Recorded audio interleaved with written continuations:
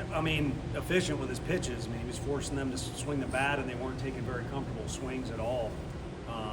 So the fact he was able to do that, as tight as the game was, kind of gave everybody a sense of comfort that we're not going to be trying to piece together things in crazy fashion. You know, we were able to play a full game, 9 innings, so it was nice we got some guys involved. There's plenty of guys we want to pitch. You kind of like to feel like you're joysticking the deal on certain days, and again, fortunately, we were able to kind of maintain that tight score there for a while. You talked about Teagan not being scared. Was tonight an example of that? Yeah, it's a good example. I mean, me and Frank were talking. He kind of comes in laughing and kind of looking at his teammates, and which is fine. I mean, if that's kind of your personality, but you got to go out there and get the job done. And right off the bat, he didn't look sharp at all. And then, you know, kind of where he's probably been at his best since we've known who he is as a pitcher or a kid is kind of when the heat's on a little bit. And the heat was on due to his own self for the most part. But getting out of that was massive. And it's interesting. They put pressure on us. We were just able to keep it to 1 run. It was pretty amazing when you reflect on some of those innings. It's been contributing to the power here lately for Fisher. I think just getting settled in, you know, you've probably seen it with other athletes. Some of them ours. Guys come in and, you know, they want to put their stamp on things. Announce their presence with authority would be one way to say it. But, you know, he's fully capable of doing about as much as anybody in the country with the bat, as long as he's being himself. But saw him going a little too fast at times earlier in the year. He's not doing that as much.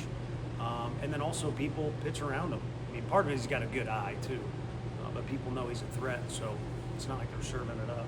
Is it nice for the most part to have a bit of a cleaner game tonight after the kind of start yesterday to go out there and for the most part, other than a couple moments there, play a clean game? Yeah, I mean, as a coach, you want things to go in a specific direction and do things well. I mean, there was a couple little things that aren't really noticeable to the fans, but went on that weren't good for us. We'll address in practice tomorrow. But I think the biggest thing is you want to end up with a win, one more run than the other team on the scoreboard. And each game's got its own flow, whether it's 2 pitchers getting a rhythm or the wind or, you know, the turf being wet. There can be a variety of circumstances. And for whatever reason, I don't think tonight was meant to be an explosive offensive night. We just kind of had that 1 inning where things piled up for us a little bit. Coach, after the championship run, just like any other season, you have a couple of key departures. Have you been surprised by how seamlessly and quickly that these transfers have adjusted and fit in really well? Not with the kids, you know, that came out of the transfer portal. We've been very careful with that. We don't, you know, we pretty much have just supplemented with those guys. So we're able to take our time and figure out which ones, you know, fit us, and those guys do that.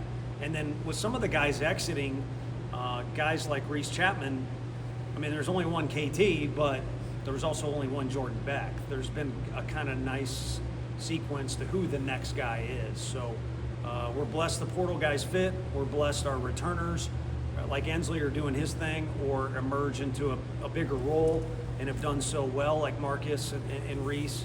And then we're very, very blessed with some of these freshmen that really like to play, and I've said it before, aren't scared. And how have you seen these returners welcome these new guys in and build chemistry with them off the bat? I don't know, because it hasn't been a loud deal.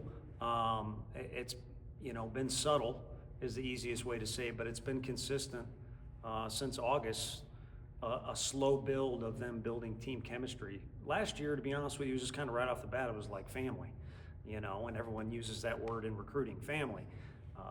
But it ain't true. I've seen and I've been. It ain't true, but this group has had to work for it a little bit more, and I think they're still growing into it. You see from Crabtree in his start? Really sharp in the first inning, and I'll tell you what, it's not just him, it's any pitcher, especially when it's not a true start, you know, it's not the big leagues and you expect to go 5 or 6 if you're Max Scherzer, to go back out there and match that same level of intensity and throw every pitch on the screws like he did in the first inning is tough to do. But he was sharp. He just made the one mistake, and the guy put a good swing on it, and I hit it to the right part of the ballpark for sure. Earlier, Reese was talking about how sort of the biggest thing for team chemistry here in some ways is everybody having that one mind, that there's kind of the same mindset of what's the priorities here. How did you feel like this team, did you feel like it had an idea of that by the time the season started? Yeah, I think, you know, I think in the meetings that we've had and the times the team have been together, I think there's a sense of maturity for the program. You know, if that makes sense, over the years we've been building and trying to figure out how to navigate certain things, and I think there's a level of understanding of what the guys want to do, how to do it, what doesn't work, what's acceptable, what's not. So it makes sense that when you're consistent with a company you own or an NBA team or anybody, when there's consistency on who's the staff, who's the support system, you can't have the same player every year because of eligibility, but you can have the same type of player. Like I said, Jordan Beck, Reese Chapman, KT. So I think there's a little bit of that. You said the word earlier, you didn't ask for this, but earlier I was thinking not as big of a group tonight, but I hope I didn't come off. I got cut off last night, so I wasn't trying to offend anybody and say, you know, abrasively, I wonder what you know, but let's just call it what it is. I'm in a position where, first of all, I got my hands full with other stuff, and I'm also not a lawyer, so I literally don't know. It's probably embarrassing how much I don't know, but I hadn't heard a whole lot. And ultimately, decisions come down to, you know, the people that are in charge. Coach Heupel makes the final decision for a football program and stuff like that, but public opinion matters a lot. And that's my first experience here is we switched up what we were doing with the football coach because of public opinion, period. And halfway through,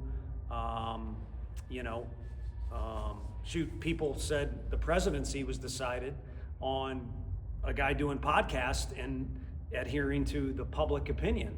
And halfway through here, we had havoc wreaked on our program because someone decides to tweet we're giving a shortstop from Kansas a bunch of money when it's not true. And I think you can find, I'd like to dig up the public record on what he was able to put together for himself because he was a good player here.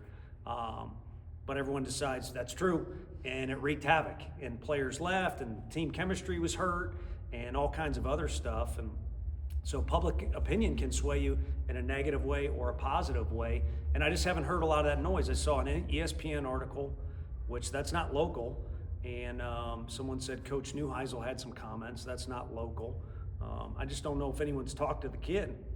If you talk to the kid, people are going to realize, at the very least, we're losing another guy like Kirby that could really be embedded in the program. And maybe the guy went to junior college because he comes from a modest income and, is bilingual. And there's some things there that are a good story. And again, whether it makes an impact or not, I don't know. But that's me defending myself and making sure you're not saying I'm stupid for bunting or something like that, because you guys are entitled to your opinion too. And in sports, it's sway one thing or the other. Like radio shows are so fun. Like, what are they doing taking that guy out? And why did Coach Vitale bring that guy in?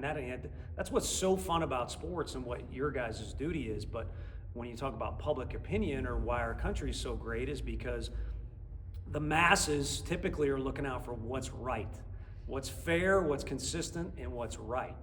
And again, I know how I would attack it if I had a different job. But again, I'm not a lot of things. I'm not a lot of things. That's a whole nother topic too. So I'm not going to go on for 47 minutes about that one. So hopefully that makes sense. And what I cut myself off too at one part, making it right. Hey, I don't have any guilt. We never convinced this kid. He sought out advice from other people and made an educated decision. And I'd like someone to ask him, is he still happy being in here, even though he hasn't got an at-bat yet? I'm curious to what that answer is too. He's an interesting kid to talk to, but as far as making it right, that's a very important phrase. That's what I was getting at when we will make sure he gets his money's worth for being here. He wants to be a coach. Our strength coach, Q, immediately took care of that kid when he was crying on the phone with the news he had, and we will make it worth his while. So if you haven't written a story yet, you will write a story when his time is done here, and you'll be able to follow his baseball career because we're going to make sure it goes real, real well after this. Tony, Couple more guys. last weekend before conference play starts, anything specific you're looking for that you maybe hadn't seen yet or you want to tighten up on? We're going to have to beat a good team. It's different when it's the same team. You should learn things.